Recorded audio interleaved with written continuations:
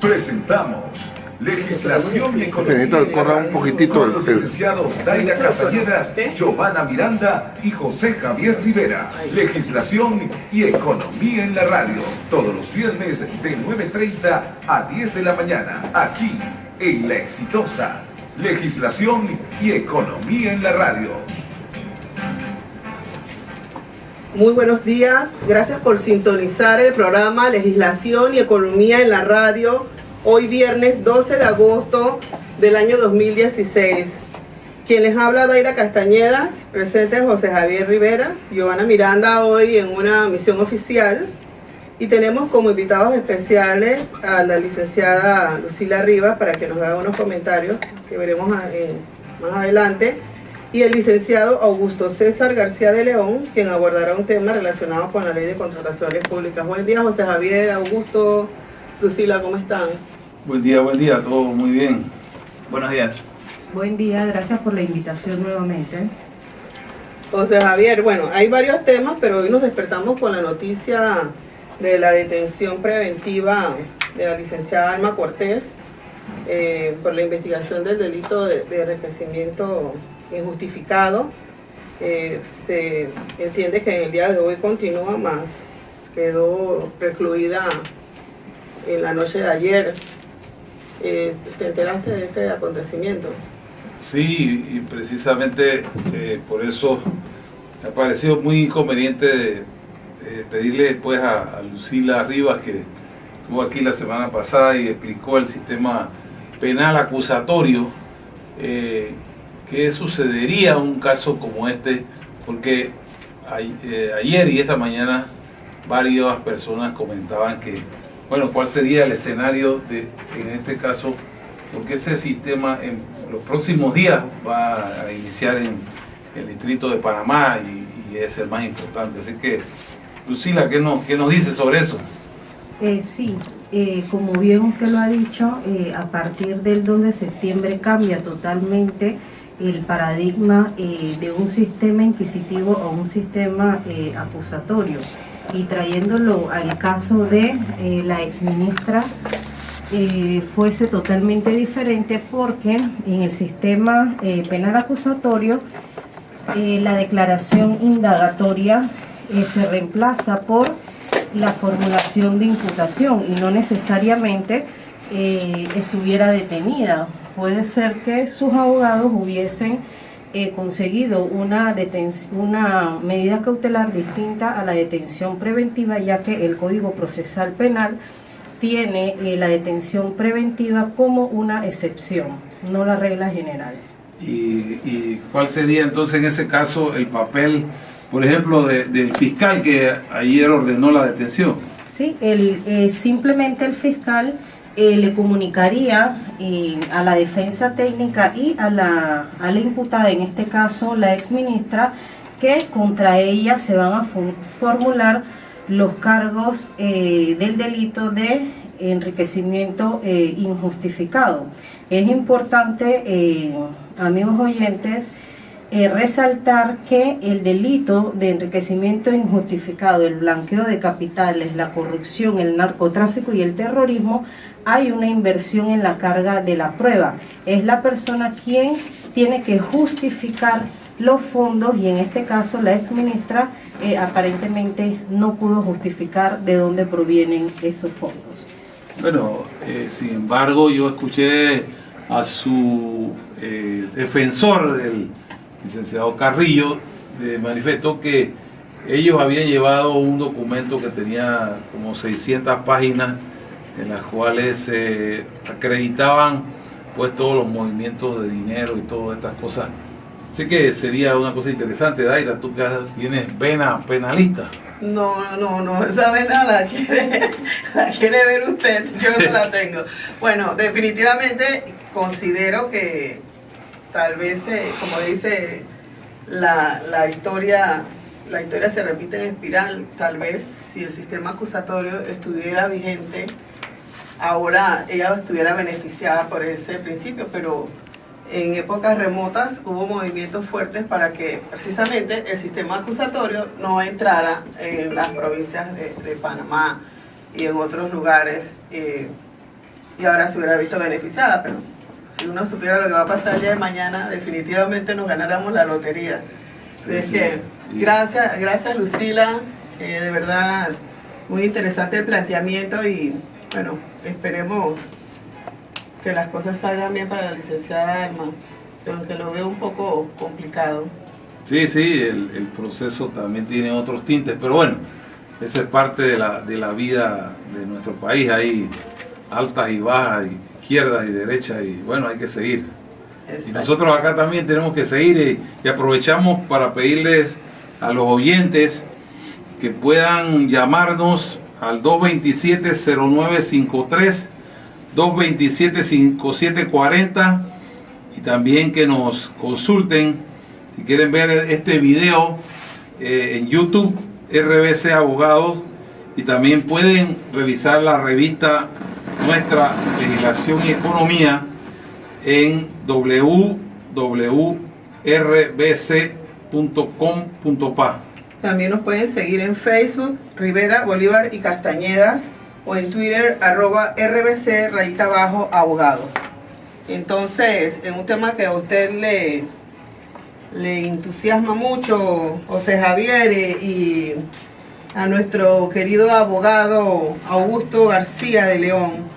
El licenciado Augusto García es abogado de Rivera, Bolívar y Castañeda, egresado de la Universidad Santa María la Antigua, y tiene una maestría en tributación y gestión fiscal de la UNESPA. Nos viene a hablar de un fallo reciente de inconstitucionalidad que han estado revisando ustedes, tengo entendido. Sí, en verdad el tema que siempre está presente, tanto local como internacionalmente, es el de las contrataciones públicas, donde muchas veces hay limitaciones para la participación de ciertos contratistas. También es conocido que hay situaciones en donde se acusa a empresas de participar en actos de corrupción. La ciudadanía en Panamá ha reclamado al gobierno actual pues que haga modificaciones a esta legislación, porque en el pasado gobierno se produjeron una serie de cambios que fueron en contravía de la transparencia y de la protección de los derechos de los participantes en estos contratos. Y bueno, vamos a entrar en materia con este fallo, Augusto. Explíquele a los oyentes en qué consiste este fallo. Sí, bueno, muy buenos días. Ante todo, gracias por la invitación. El fallo pues que nos ocupa es una reciente sentencia de inconstitucionalidad emitida por el Pleno de la Corte Suprema de Justicia en torno a una demanda presentada contra la Ley 48 del 10 de mayo del 2011. Esta ley introdujo pues una serie de reformas a la Ley 22 del 2006, la ley que regula la contratación pública en nuestro país, y algunos de estos artículos se mantienen vigentes hoy en día y pues tienen un efecto directo en la actual Ley de Contratación Pública. El fallo declaró inconstitucional puntualmente una frase del artículo 20 de la Ley 48 del 10 de mayo del 2011 y declaró también inconstitucionales una serie de artículos, los cuales puntualmente la frase que se declaró inconstitucional fue la frase "sin mayor fundamentación". Esto pues obedece a una facultad que se le daba a las entidades licitantes, estas entidades que celebran actos públicos, de que antes de recibir las propuestas cancelaran un determinado acto público sin mayor fundamentación, es decir, que en principio no tenían la necesidad de motivar su decisión. Sí, es una facultad unilateral, claro, pues, que afectaba directamente a las empresas oferentes, puesto que estas invertían tiempo y dinero en la preparación de sus propuestas, en acudir al acto público, en interesarse en el acto público, y luego pues las entidades tenían la facultad de simple y sencillamente cancelar, sin brindar ningún tipo de razón alguna, el acto público, y esto pues ocasionaba mucho un perjuicio en tiempo y en dinero a las empresas oferentes. Y disculpa, Augusto, y hubo otros artículos declarados inconstitucionales. Correcto. Adicional a eso, se declaró inconstitucional el parágrafo, el artículo 60 de la actual ley de contratación pública, en el cual se regula el tema del procedimiento excepcional de contratación, o como se conoce comúnmente la contratación directa. Este parágrafo incluía una facultad para el ministro de la Presidencia de autorizar contrataciones directas para la adquisición de equipos e insumos de seguridad pública, hasta por un monto de $3 millones. El análisis que hace el Pleno es que este tipo de facultades no se compaginan o no concuerdan con las funciones que la ley le atribuye al ministro de la Presidencia, que son funciones más de coordinación y que no inciden de manera directa en la seguridad pública. Esta es una facultad que está adscrita pues a otras entidades de la administración pública, como el Ministerio de Seguridad, razón por la cual es hasta cierto punto ilógico que sea el ministro de la Presidencia quien ostente esta facultad tan discrecional de autorizar una contratación pública hasta por un monto de $3 millones. Wow, bastante alto. Y es por esto que se declaró inconstitucional esta norma. Y pues, de igual manera se declaró inconstitucional la facultad de celebrar contrataciones directas para contratos de consultoría o servicios de promoción y publicidad en el exterior, que también era una facultad que tenían las entidades licitantes de acceder a la contratación directa o obviar el procedimiento de selección de contratistas e irse directamente a una contratación directa para la adquisición de este tipo de servicios. Esta norma fue la que justificó la contratación de Ricky Iglesias para el video promocional en el extranjero. No conozco los detalles, pero ya es un limitante en cuanto a esta facultad. Ya no lo pueden hacer. Tienen que hacer un procedimiento de selección de contratos. Sí, es que hay que tener en cuenta que se trata de dineros públicos y que una norma de rango constitucional obliga a la celebración de actos de selección de contratistas donde se garantice la libre competencia y la libre concurrencia. Y hablando de eso, Augusto, nosotros sabemos que existe un proyecto de ley que está pendiente, parece que de la sanción presidencial. ¿Qué nos cuenta sobre eso? Bueno, el proyecto de ley introduce reformas, un amplio número de reformas a la actual ley de contratación pública, que en principio buscan otorgar mayor eficacia y transparencia al sistema de contratación pública vigente. Y de hecho ya fue aprobado en tercer debate, sin embargo fue vetado por el órgano ejecutivo, que tachó de inconvenientes algunos de los artículos que fueron aprobados por la Asamblea Nacional. Entonces ahora pues le corresponderá a la Asamblea nuevamente atender el tema del veto. Es correcto, de hecho el veto fue, ya han transcurrido un buen periodo de meses desde que se dio el veto. Sin embargo, pues con el cambio del periodo legislativo el tema en términos generales está estancado en la Asamblea, no se ha retomado el debate de este proyecto de ley. Augusto, una pregunta aprovechando que estás aquí. ¿En qué consistió el veto realizado por el órgano ejecutivo a dicho proyecto de ley? El veto que efectuó el órgano ejecutivo abarca varios temas. Esencialmente abarca una discusión que fue bastante álgida en la Asamblea, y es que el actual proyecto de ley mantiene la exclusión en cuanto al ámbito de aplicación de la ley de contratación pública, deja por fuera el tema de la adquisición de medicamentos, que es algo que distintos gremios han estado en contra, han estado reclamando, en el sentido de que lo que se plantea es que se incluya dentro del ámbito de aplicación de la ley de contratación pública las adquisiciones que hacen de medicamentos que hacen la Caja del Seguro Social y el Ministerio de Salud en cuanto a los procedimientos a seguir. Toda vez de que es una realidad de que la adquisición de este tipo de insumos tiene una complejidad técnica que está regulada por la Ley 10 del 2001. Entonces lo que se plantea es mantener los requerimientos técnicos que establece la ley del 2001, pero aplicando los procedimientos de la ley de contratación pública, que son procedimientos en principio mucho más transparentes, mucho más eficaces en cuanto a los reclamos, en cuanto a el aviso de convocatoria y en cuanto a la publicidad que se le da toda vez que se tiene que publicar pues en internet, en Panamá Compra. Tengo una pregunta, Augusto, y pensando como hay una ley o el proyecto de ley que fue retornado a la Asamblea, si se ha hecho la verificación, ustedes que están más en el tema de contrataciones públicas, si se ha verificado que estos artículos declarados inconstitucional sean revisados, eliminados, porque me imagino que viene algo similar en la nueva ley, o no se abordaba estos temas de darle esta facultad a la... De hecho, pues hay una prohibición a nivel legal de que pues las situaciones que son declaradas de inconstitucional o de ilegal por alguna de las salas o el pleno de la Corte Suprema de Justicia no pueden ser reproducidos mediante nuevos actos.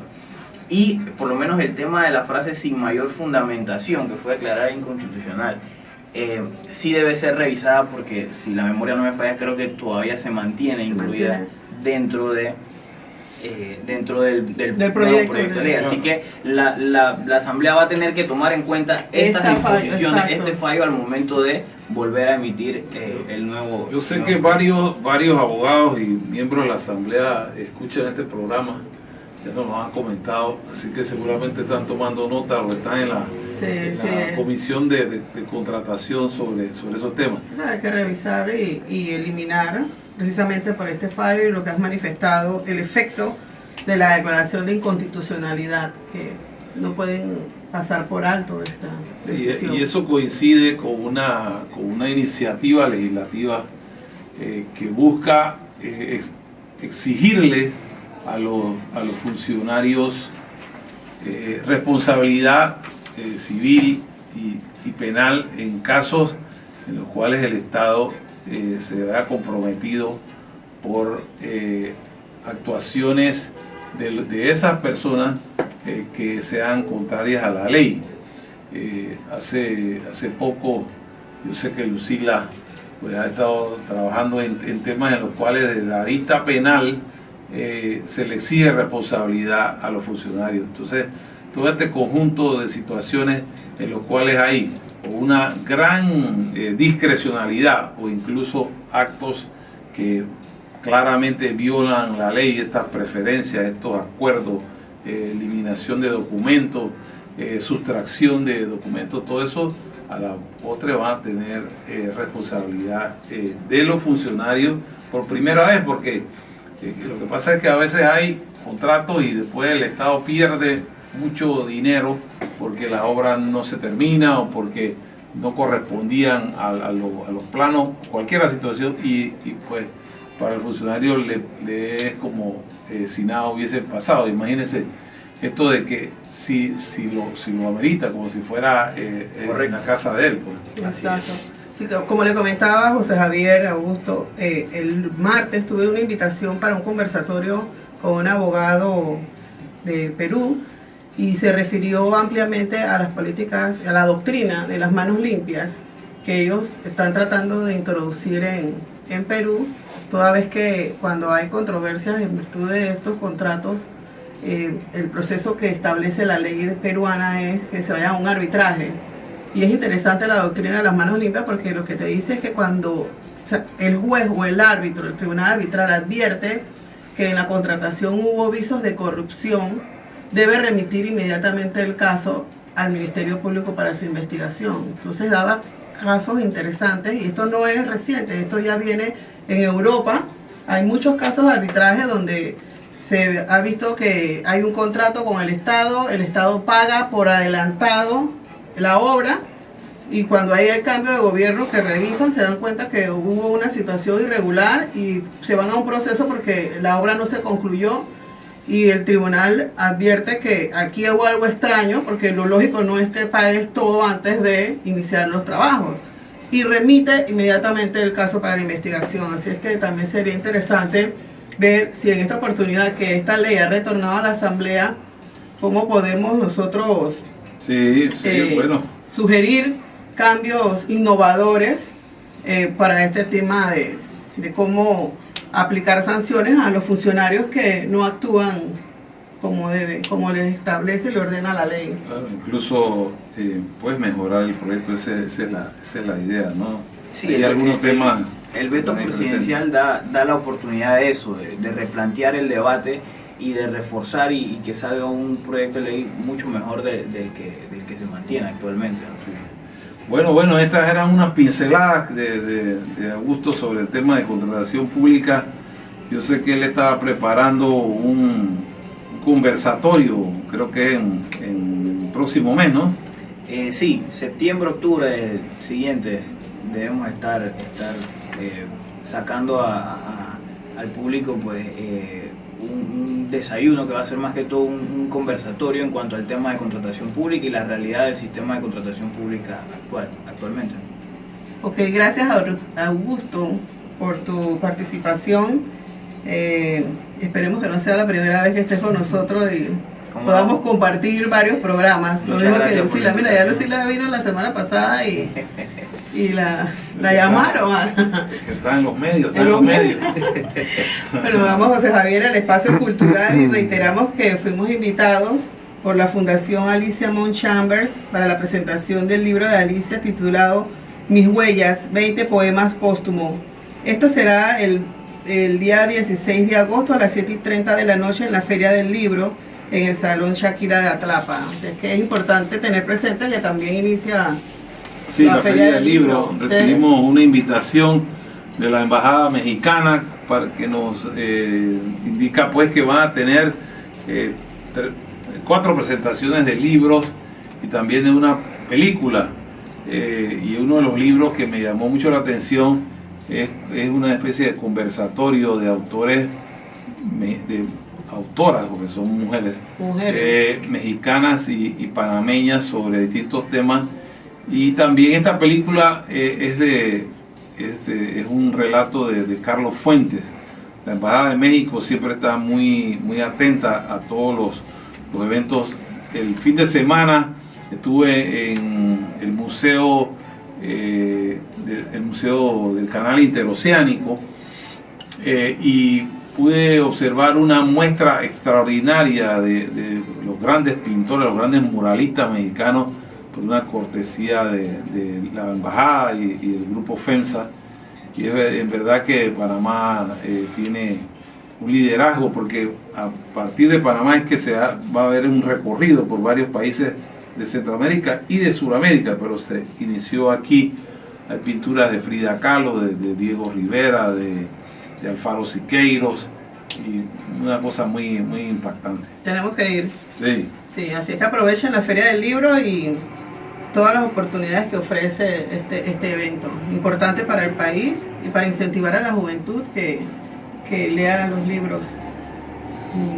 En el buen uso del idioma tenemos una palabrita nada más que me pidieron que recordara, que si bien es cierto dicen que es un panameñismo y está aprobado por la Real Academia y es el enante o enantes, como dicen, y que tratemos de decir hace un momento, hace un instante. Así es que no sé si usted tiene alguno, José Javier o Lucila. Bueno, Lucila, que siempre está estudiando los textos, que nos diga cuál es lo que tiene ahí, alguna palabra que quisiera recomendarle a los oyentes que le pusieran atención. Ya habíamos dicho. Yo particularmente siempre hago llamada atención al más sin embargo. El famoso más sin embargo, que uno se lo encuentra hasta en los libros. Que más sin embargo no existe. Correcto. Y ayer estaba también en una reunión y alguien dijo, vuelvo y repito. Sí, es el vuelvo y repito. Como dije antes, bueno, si ya lo dijo, no tiene que ser obviamente que fue antes. O también el primeramente. Uno no dice segundamente ni terceramente. Ay, Augusto, tenías tu lista guardadita. En primer lugar, en segundo lugar, en tercer lugar, creo que es mejor. Y José Javier, le estás dando seguimiento a las Olimpiadas porque el deporte es el tema. Sí, precisamente esta mañana veía a la gimnasta claro, norteamericana, sí. que es impresionante su dominio. Pero sin embargo, el domingo disfruté mucho de la presentación de nuestra gimnasta, la niña Amado, sí. que hizo un tremendo esfuerzo y la verdad que un trabajo de muchos años que se concentra en unos cuantos minutos, ¿no? Sí. Por eso es que la vida tiene tantas particularidades y uno se motiva cuando alguien que se pasa 3, 4 años fuera de Panamá, 5 años alejada de su familia, y lo hace para competir en un momento. En un momento, sí, y pueden surgir tantos imprevistos. Mire el chico que se fracturó la pierna, ese es como si fuera un muñeco de trapo, pobrecito. Frustrante, pero cosas que pasan. Bueno, no olviden también estar pendiente de los partidos de la Copa de Baloncesto Don Fermín Octavio Castañedas. Este fin de semana juegan en Chiriquí y otro día juegan en Aguadulce, el domingo juegan en Aguadulce, así es que los que están en estas provincias pueden aprovechar, o las provincias vecinas, para ver los partidos. Sí, es importante que aprovechen, y así también queremos nosotros anunciarles el seminario sobre la ley del régimen de procesos concursales de insolvencia que se va a llevar a cabo el 7 de septiembre de 2016 en el Hotel Courtyard en Multiplaza. En ese evento se explicarán todos los detalles sobre estos procesos que de manera muy simple reemplazan a los procesos de quiebra y que van a estar vigentes a partir del próximo año. Exacto, quedan todos invitados. Este seminario va a iniciar a las 7:30 de la mañana y terminará a las 10. Participaremos varios de los abogados conocedores del tema, y se abordará el tema en especial lo laboral y también las disposiciones penales que han sido introducidas en esta ley. Creo que ya nos tenemos que ir despidiendo. José Javier, que... Sí, bueno, yo simplemente les recuerdo a nuestros oyentes que pueden revisar nuestra revista electrónica Legislación y Economía en www.rbc, y también que nos vean en YouTube RBC Abogados. Este programa se puede bajar y se puede revisar una vez que termine. Creo que en el día de hoy lo tendremos ya listo. Así que creo que podemos despedirnos, Daira. ¿Cómo no? Bueno, parece que no. Así es que yo voy a aprovechar para agradecerle a Augusto que nos mantenga en comunicación los resultados de cómo va este proyecto en la asamblea, y nos mantenga pendiente igual para informarle a nuestros clientes y amigos. Lucila, gracias por acudir a nuestro llamado. De igual forma nos mantienes informados del resultado de lo que ocurre en la mañana de hoy con la licenciada exministra Alma Cortés. Y bueno, Lucila está también preparando su presentación, porque ella no se puede quedar atrás en este tema del sistema penal acusatorio, y hay que informar a nuestros clientes y oyentes sobre este tema, ¿no, Lucila? Así es, José Javier, y gracias por la invitación, y los invito a seguir entonces el tema del sistema penal acusatorio. Gracias por venir. Que tengan buen fin de semana. Buen fin de semana. Chao.